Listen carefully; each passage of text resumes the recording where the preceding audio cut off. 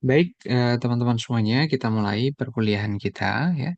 Bismillahirrahmanirrahim. Assalamualaikum warahmatullahi wabarakatuh. Eh, Waalaikumsalam warahmatullahi wabarakatuh. baik, pada kesempatan malam hari ini kita coba lanjutkan pertemuan kita terkait em, pengelolaan sampah yang berkelanjutan, tapi dalam konteks skala kawasan, gitu.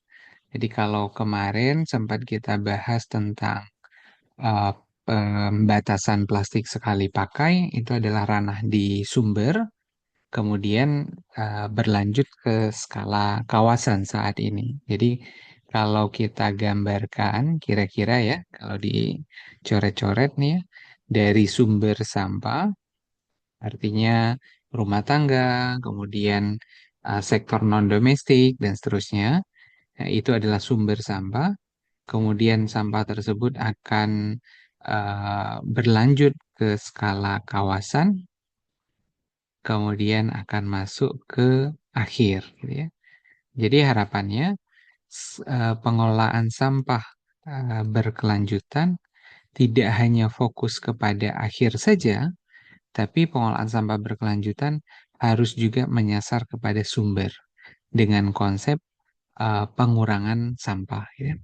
Tapi kalau di ujung-ujungnya saja, sumber, kemudian akhir saja, maka tidak adil juga rasanya.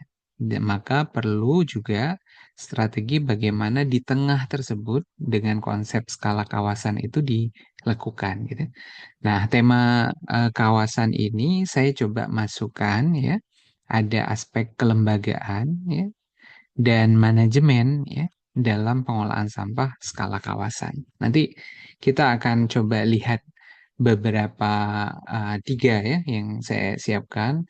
Pengantar dulu tentang pengolahan sampah skala kawasan. Kalau lihat dari tempat-tempatnya mungkin sudah terbayang sih ini tempat apa gitu ya. Kemudian kita bicara kelembagaan dan manajemen gitu ya. Nah, kita masuk ke yang pertama, ya. Pengolahan sampah kawasan yang saya masukkan dalam materi pada kesempatan hari ini adalah TPS 3R ya. Harapannya TPS 3R yang bersumber ya, memiliki sumber sampah tadi, kemudian dia akan mengalami proses pengumpulan ke satu lokasi yang nanti akan diolah semaksimal mungkin. Sehingga jumlah sampah yang akan dibawa ke skala akhir, ke TPA mungkin, akan berjumlah eh, lebih sedikit dibandingkan dengan tanpa pengolahan sama sekali. Kira-kira gitu ya. Nah, TPS 3R itu sendiri, kalau dari segi singkatan, dia tempat pengolahan sampah yang berbasis 3R ya, reduce, reuse, recycle. Gitu. Nah, tujuannya sebenarnya adalah dia mengurangi ya kuantitas dan juga memperbaiki karakteristik sampah yang ada gitu. Sebelum nanti diolah lanjutan di tempat pemrosesan akhir, gitu ya. Nah, semangatnya sebenarnya adalah untuk kepentingan lahan ya. Jadi akhir-akhir ini kita sering mendapatkan informasi kalau ya TPA itu susah sekarang ya. Salah satu susahnya TPA itu adalah berhubungan dengan lahan ya. Jadi karena ada eh, persaingan antara kebutuhan lahan yang diperuntukkan untuk kebutuhan pemukiman ya, pemukiman, terus kemudian juga lahan untuk kepentingan yang lain ya. Misalnya area uh, pertanian ya, perkebunan dan seterusnya karena faktor kebutuhan tadi.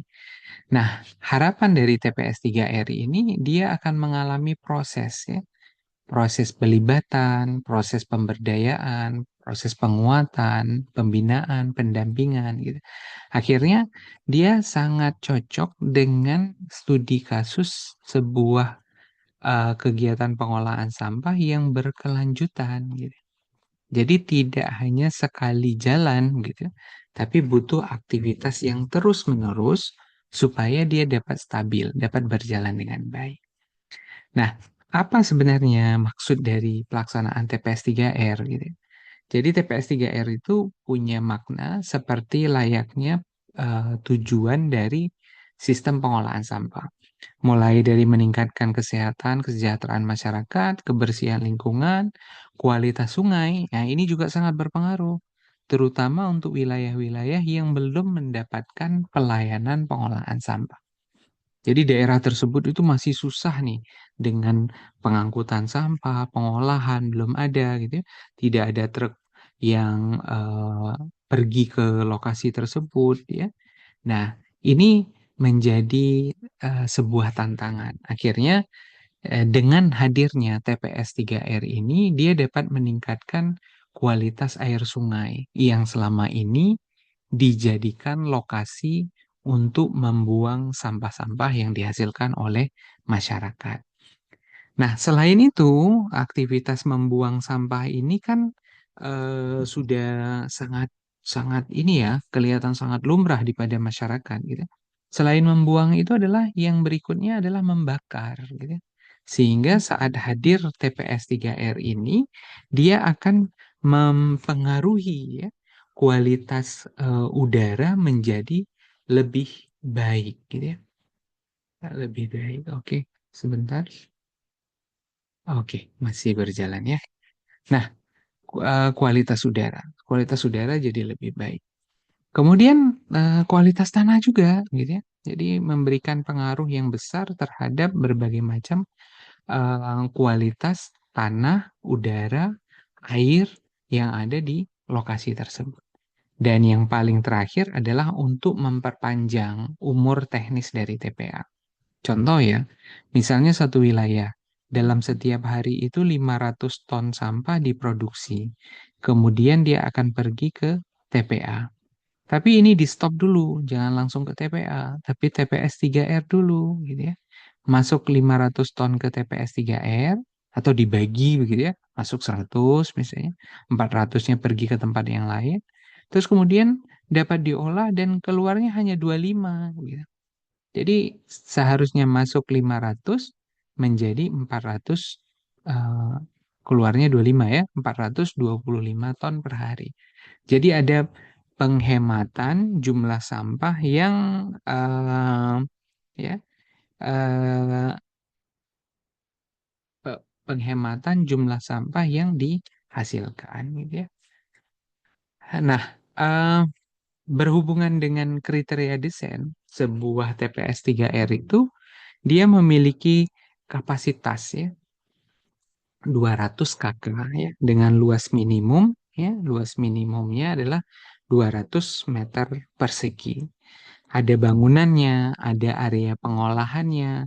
Karena kalau tidak ada area pengolahan, maka dia ya bukan TPS 3R gitu ya, tapi TPS saja karena tidak ada aktivitas pengolahan yang dilakukan. Dan eh,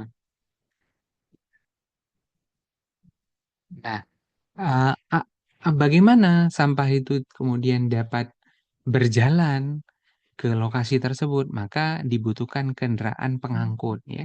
Ada gerobak, ada motor, ada mobil pickup, tapi sebagian besar TPS 3R berjalan dengan kendaraan yang kecil gitu. Nah, kira-kira layoutnya seperti ini gitu ya. Ada area loading area gitu ya. Jadi kalau dilihat di sini ada loading area, terus kemudian terjadi pemilahan sampah. Kemudian setelah pemilahan sampah, kemudian ada area pengomposan yang cukup besar. Sampah-sampah organik dikelola semaksimal mungkin dengan proses biologis. Salah satunya adalah dengan menggunakan konsep pengomposan gitu ya. Dan berbagai macam fasilitas yang lain. Nah, tapi yang menarik adalah dalam konteks pengolahan sampah berkelanjutan gitu ya. Jadi ada syarat yang perlu dipenuhi gitu ya. Jadi batas administrasi lahan TPS 3R itu berada dalam batas administrasi yang sama ya, dengan wilayah pelayanannya. Bagaimana kalau tidak sama gitu ya?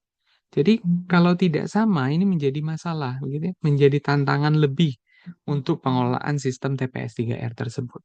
Karena dia harus pergi dengan jarak yang jauh untuk mengambil sampah, sementara dia hanya menggunakan roda tiga dengan kapasitas yang terbatas. Sekali jalan jauh, ngambil beberapa rumah penuh, kemudian balik lagi jauh.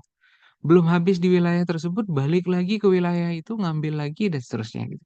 Jadi akan memunculkan ketidakefektifan. Maka batasan administrasi yang sama ini menjadi hal yang eh, perlu menjadi pertimbangan, gitu ya.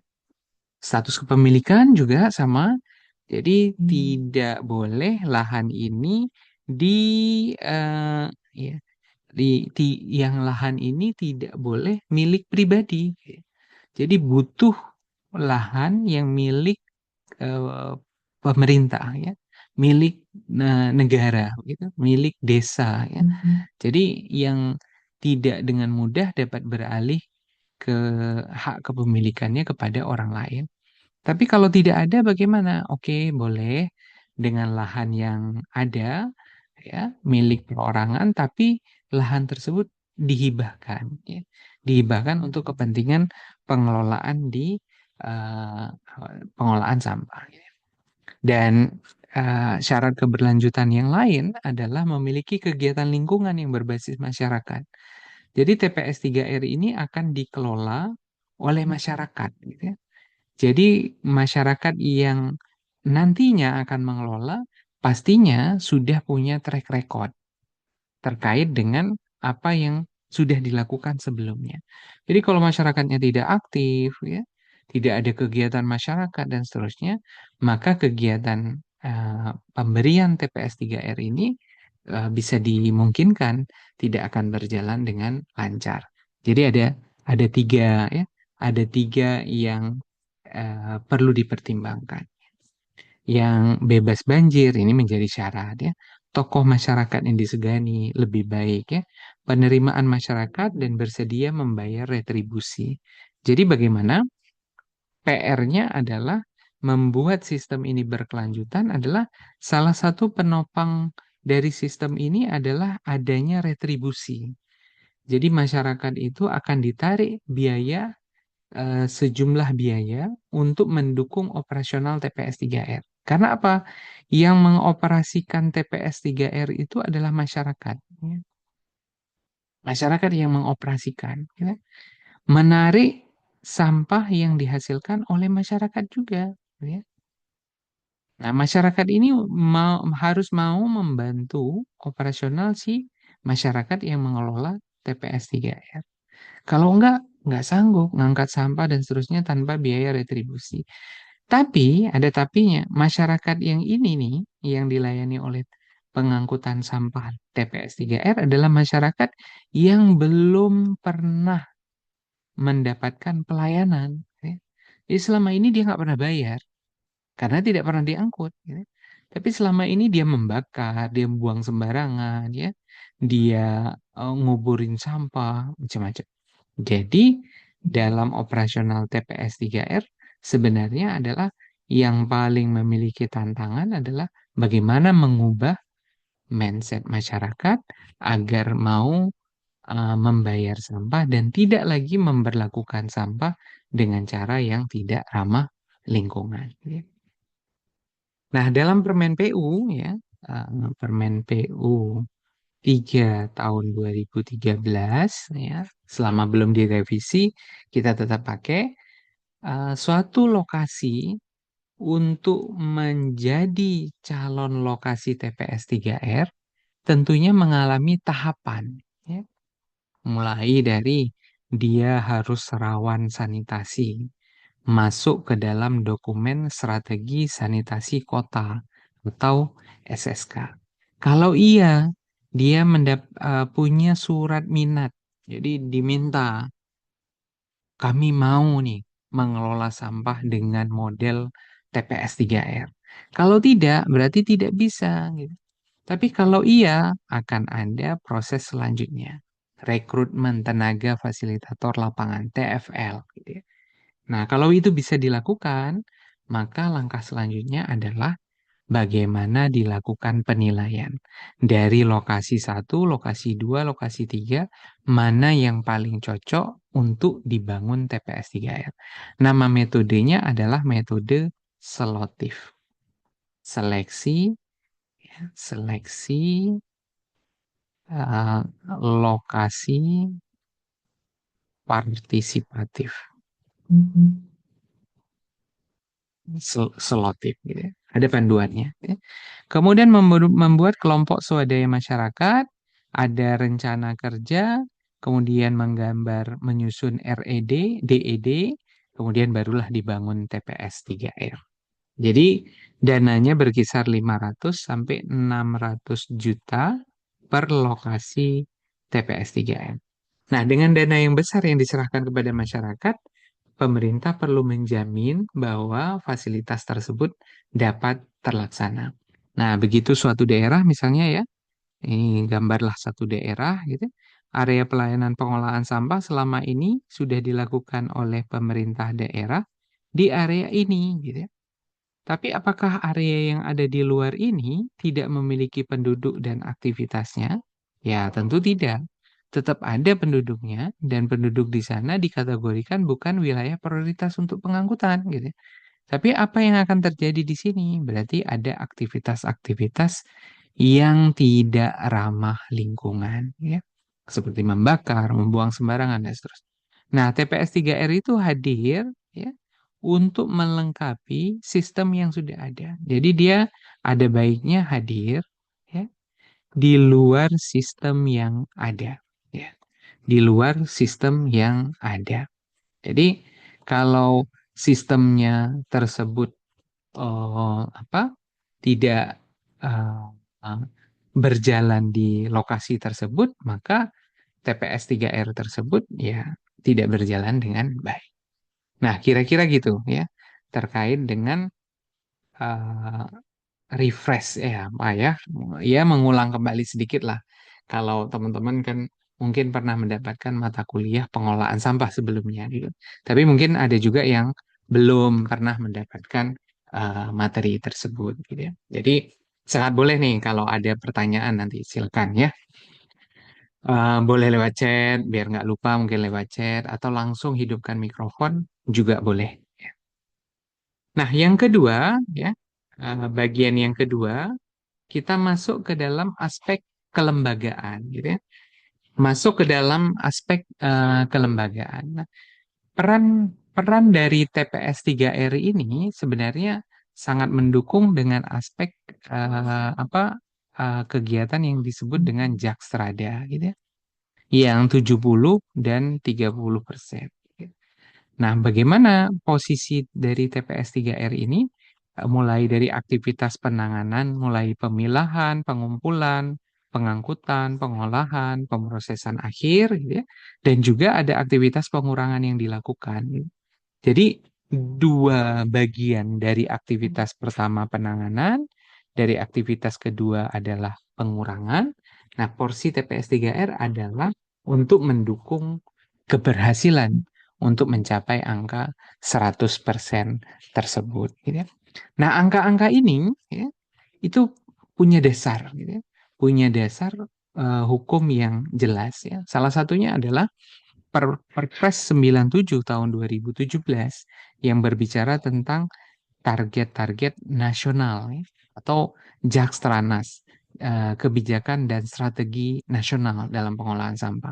Kemudian diturunkan menjadi Jakstrada, strateginya daerah. Isinya apa? Berisi target-target ya. Target dari waktu, target dari kuantitas ya, target dari persentase supaya bisa ditaati bersama walaupun memang banyak PR.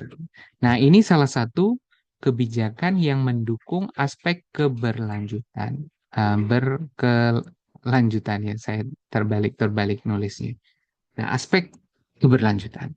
Nah, akhirnya saya uh, punyalah berbagai macam produk hukum begitu yang mendukung tadi lokasi-lokasi yang menargetkan lokasi. Misalnya contoh ya, nih di daerah kita di Jogja gitu ya. Provinsi punya regulasi yang berhubungan dengan Jaksrada. Kemudian setiap kabupaten kota punya juga regulasi tersebut. Jadi Jogja punya 6 regulasi yang berhubungan dengan kebijakan dan strategi daerah gitu. Nah, pertanyaannya adalah kalau TPS 3R tersebut berada di level desa, ya, apakah perlu nih regulasi hingga level desa gitu. Jadi eh, ada desa yang mengeluarkan regulasi yang berhubungan dengan pengelolaan sampah gitu ya. Jadi ini menjadi tantangan. Nah, karena kita mata kuliahnya kebijakan pengolahan sampah berkelanjutan, maka saya coba nih ngasih beberapa clue gitu ya. Kira-kira kalau ada regulasi di tingkat desa, ya, ya seharusnya output dari kuliah ini adalah membuat sebuah regulasi begitu ya, yang berhubungan dengan pengolahan sampah yang berkelanjutan. Gitu ya. Nah, kalau ada regulasi di tingkat desa ini, ya, berarti kira-kira isinya itu akan berhubungan dengan arah pengelolaan sampah yang berbasis desa. Ini mau dibawa kemana di dalam desa ini? Gitu. Kemudian ada kewajiban untuk mengelola sampah di berbagai macam level, gitu ya. Mulai terbawa sampai dibawa ke tempat TPS 3R tadi. Ada larangan yang jelas, gitu ya, terutama untuk cara-cara yang tidak ramah lingkungan. Dan ini mungkin akan sangat baik ya kalau di desa tersebut punya aturan ini dan ditegakkan dan dijalankan gitu. Dan ada hal yang mendukung ya, fasilitas TPS 3R. Nah, karena apa? Fasilitas ini perlu didukung. Salah satunya untuk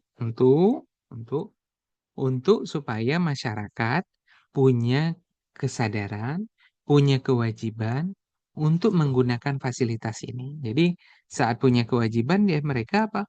Akan melakukan pengelolaan sampah dengan memanfaatkan fasilitas dari TPS 3R. Nah, selanjutnya selain 4 ini ya, apa isi berikutnya gitu. Misalnya ada regulasi yang berhubungan dengan bagaimana melindungi aset dari TPS 3R tersebut. Kemudian potensi pendanaan ya yang dapat diberikan oleh desa. Karena apa? Dana desa saat ini ada gitu ya, yang bisa diakses. Tapi kalau tidak ada payung hukumnya untuk mengakses dana desa tersebut, biasanya tidak digunakan.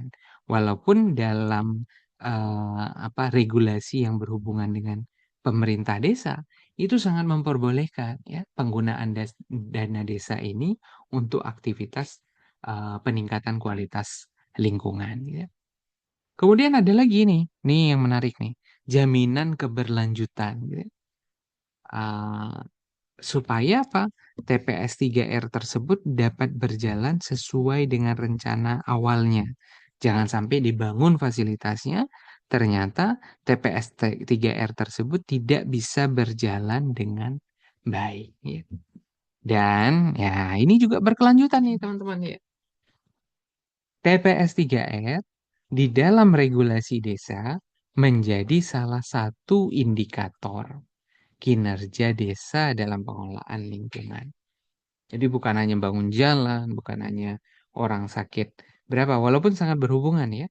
Nah, akhirnya dapat juga dilakukan uh, membangun kinerja desa dalam bidang pengelolaan lingkungan. Nah, laporan berkala dari aktivitas-aktivitas yang ada jangan lupa untuk juga diserahkan kepada pemerintah desa. Karena apa? Karena menggunakan berbagai macam pendanaan dan dukungan dari pemerintah desa. Ya. Nah, kelembagaan ya, hubungannya dengan kelembagaan ini, petunjuk teknis dari sebuah TPS 3R di tahun 2021 ya, sejak KSM ya, kelompok swadaya masyarakat dan KPP telah kelompok pemelihara pemanfaat ya. Ini istilah-istilah dalam pengelolaan TPS 3R. Nah, butuh struktur kelembagaan ya, butuh siapa mengerjakan apa gitu ya. Supaya apa? Supaya eh, menghindari ya ketidakberfungsian organisasi. Jadi nanti akan memunculkan one man show. Dia jadi ketua, dia jadi bendahara, dia jadi sekretaris, dia yang ngangkut sampah dan seterusnya gitu kan. Jadi membangun yang penting itu adalah budaya organisasi dalam meningkatkan performa layanan TPS 3R. Nah, kalau di sini dilihat bahwa oh ternyata ranah sampah tersebut jika akan dikelola dengan baik, ternyata tidak hanya aspek teknis saja, gitu.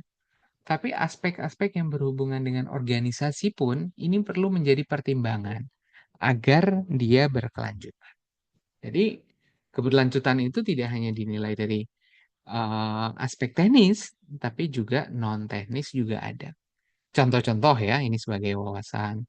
Contoh-contoh dari struktur organisasi sebuah TPS 3R. Ada ketua, ada wakil ketua, ada sekretaris, ada bendahara.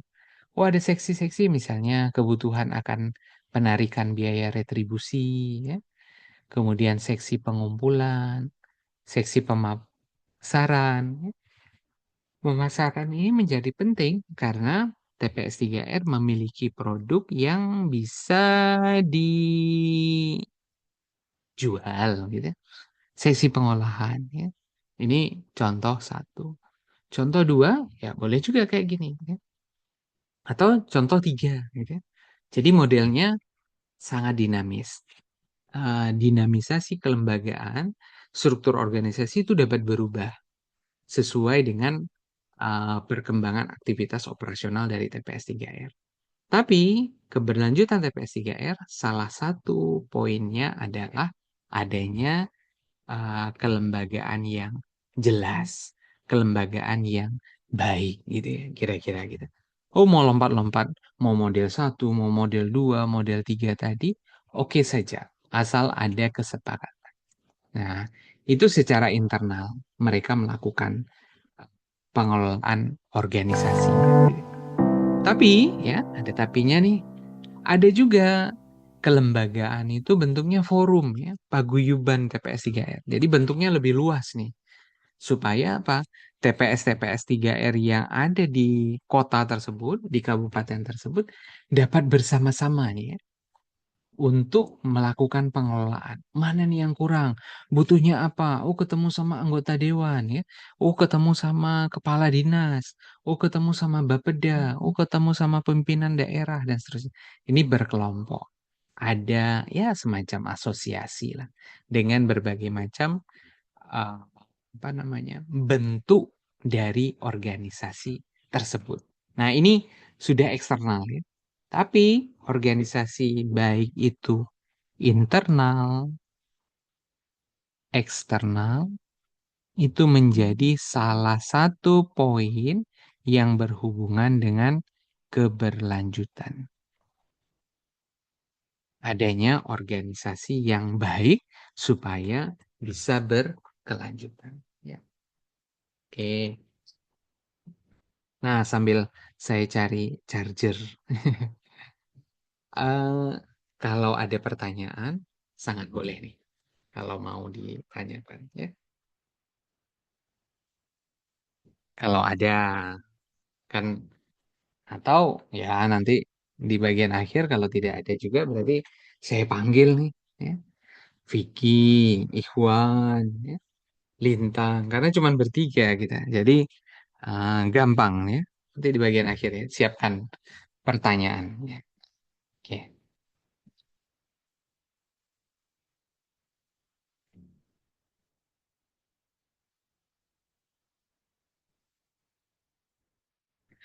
Oke, kita lanjut ya. Nah, kita lanjut teman-teman semuanya. Bagian yang ketiga ya. Nah, ini tidak tidak lama lagi nih ya. Bagian yang ketiga adalah setelah kita bicara tadi ada aspek kelembagaan, ya, ini jarang dibicarakan di dalam teknik lingkungan. Gitu. Yang ketiga adalah aspek manajemen. Gitu. Bagaimana ya pengelolaan sampah yang berbasis masyarakat, tapi dikelola di skala kawasan, itu juga perlu diatur manajemen yang baik, mulai dari sumber adanya regulasi untuk memilah sampah, diwadahi dengan warna yang sama antara satu tempat dengan tempat yang lain, dikumpulkan dengan tempat terpilah supaya pas sampai ke TPS 3R itu cara kerjanya jadi lebih mudah. Ada 3 jenis sampah yang akan dikelola. Dikelola dengan cara yang lebih sederhana lagi, kemudian dijual dengan berbagai macam penerima sampah tersebut dan yang diangkut oleh TPA. Sehingga faktor untuk menilai keberlanjutan salah satunya adalah berapa sih sebenarnya persentase dari jumlah sampah yang berhasil dikonversi menjadi produk di TPS 3R, berapa jumlah sampah yang berakhir di industri daur ulang yang dihasilkan, dikumpulkan oleh TPS 3R, dan berapa pengurangan sampah yang berhasil dilakukan di TPS 3R. Sehingga sampah yang pergi ke TPA menjadi lebih kecil gitu ya. Jadi perlu diatur nih menjadi sebuah manajemen. Alur kerjanya kira-kira ya. Oh, dari sampah dipilah, sampah organik, anorganik. Ini ada teknologi ini, ada BSF, maggot, pakan ternak, biodigester, ada pengomposan, pengayakan, pencacahan gitu ya. Oh, yang non organik ada yang menjadi produk daur ulang, ada kertas kardus masuk ke industri dan seterusnya. Jadi diatur sedemikian rupa supaya sistem dapat berjalan. Ya, tandanya salah satunya adalah saat TPS 3R ini bagus, mereka akan pasang aturan atau SOP begitu ya, bentuk diagram seperti ini di tempat-tempat mereka gitu. Dan harapannya dilihat oleh pekerja dan ada aktivitas evaluasi, penaatan ya, supaya dapat berjalan dengan baik gitu ya. Nah, kalau hubungannya dengan sebelum ya, pada saat dia berjalan gitu. Sejak awal itu ada proses-proses pendampingan, pelatihan, kan aspeknya keberlanjutan ya, berkelanjutan gitu. Kemudian dilaksanakan, ada teknis operasional, pembentukan kelembagaan, pendanaan yang jelas. Setelah dilakukan ada pemantauan, ada evaluasi. Kemudian ada nih yang paling penting ini, penetapan indikator kinerja. Ya, saya lagi buat nih bukunya, lagi finishing gitu ya. Nah, mudah-mudahan bulan depan nih ya, uh, sudah bisa naik cetak nih hubungannya dengan TPS 3R. Tapi tidak hanya aspek teknis saja, tapi ada juga aspek-aspek non teknis gitu. Jadi mudah-mudahan jadi bukunya ya, karena proses finishing masuk ke penerbit sudah, tinggal di saya untuk finishing akhir gitu, sebelum nanti proses pencetakan gitu. Nah, terus kemudian ya ada aktivitas perbaikan atau rencana tindak lanjut yang ada gitu ya. Nah, manajemen-manajemen itu semua tidak akan berhasil dengan baik kalau tidak ada aktivitas menyusun SOP, ini standar operasional prosedur. Gitu. Jadi prosedur operasional harian yang ditentukan oleh si pengelola. Tidak orang lain yang tentukan, tapi pengelola bersepakat untuk menentukan metode apa yang baik yang bisa dilakukan, urutan kerja yang apa yang bisa dilakukan, gitu ya. Nah, kalau dilihat di sini ya, misalnya contoh gitu ya, aktivitas pengumpulan gitu ya, yang menjadi indikator kinerja, misal jumlah masyarakat nih di lokasi yang ada yang terlibat dalam penyelenggaraan TPS 3 ya. Ketuanya dari mana? Kamsi enggak ya gitu ya. Warlock enggak ya gitu ya. Bendahara, sekretaris dan seterusnya. Nah, jumlah kakak yang terlibat langsung dalam kegiatan pelaksanaan TPS 3R sebagai pelanggan TPS 3R. Naik nggak ya data-datanya? naik nggak ya jumlah eh, pelanggan yang melanggan dengan TPS 3R tersebut, gitu. Kemudian apa? Jumlah dan jenis daur ulang, baik itu organik, anorganik, ini menjadi penting. Jumlah sampah residu, dan yang terakhir adalah nilai ekonomi yang didapatkan. Ini bocoran dari buku-buku yang sedang disusun, gitu ya. Tapi saya tidak sendiri menyusunnya, gitu. Nah, ini ada 5 indikator kinerja untuk menunjukkan si TPS 3R itu bisa berjalan dengan lancar, dengan mempertimbangkan aspek keberlanjutan. Nah, setelah dikumpulkan, nih proses pengumpulan ya, kemudian dibawa ke lokasi pengolahan, kemudian dilakukan pemilahan, ya. Setelah itu dilakukan pengomposan organik. Setelah itu dilakukan daur ulang. Setelah itu pasar, ya. Setelah itu yang residu masuk ke TPA. Alurnya seperti itu kira-kira. Nah, yang terakhir nih ya, slide yang terakhir. Ini juga menjadi pemantik diskusi untuk pertemuan berikutnya gitu ya, yang sedang saya siap. Catatan pengembangan yang perlu dilakukan dalam konteks berkelanjutan. Jadi, sebuah TPS 3R atau pengelolaan sampah berbasis kawasan itu perlu mempertimbangkan adanya roadmap pengembangan yang waktunya 5 sampai 10 tahun yang akan datang. Kemudian yang kedua, pengelola TPS 3R juga perlu menambahkan ruang lingkup pelayanan yang menghasilkan, artinya punya cuan gitu ya. Supaya apa? Dia bisa hidup dengan layak, mendapatkan pendapatan yang baik gitu. Jadi tetap ada aspek bisnis walaupun dibungkus dengan aspek-aspek sosial dengan latar belakang pengolahan sampah yang berbasis sosial gitu. Kemudian apa? Wah, ini kualitas layanan itu berstandar dengan adanya sasaran mutu. Saya ingin apa? Kapan? Di mana? Bisa nggak diukur? Gitu ya? Dapat nggak dicapai? Relevan nggak ya?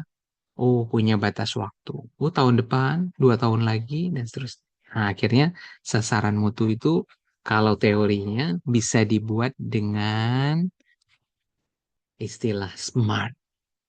Specific, measurable, achievable, relevant, time bound. Jadi jelas ini ya, jelas. Jangan sampai sebuah TPS 3R tidak punya tujuan, tidak punya harapan di masa yang akan datang. Oh, penting jualan aja lah. Nah, itu tanda-tanda dia tidak berkelanjutan. Ya. Kemudian aspek keberlanjutan yang lain adalah sepertinya perlu inovasi teknologi, ya. Pengomposan yang lebih cepat, pemilahan yang lebih cepat, ya. Pengeringan sampah yang lebih cepat. Semakin cepat, ini akan mengikuti ya perkembangan jumlah sampah yang sangat baik. Dan yang terakhir adalah karena pekerja ini menjadi aset yang luar biasa yang perlu dijaga, maka kesejahteraan dan kesehatan pekerja itu bisa menjadi perhatian. Ya. Nah, mungkin itu yang bisa saya sampaikan ya dalam materi pertemuan hari ini, khususnya dalam berbicara pengelolaan sampah berbasis kawasan yang berkelanjutan. Oke, teman-teman.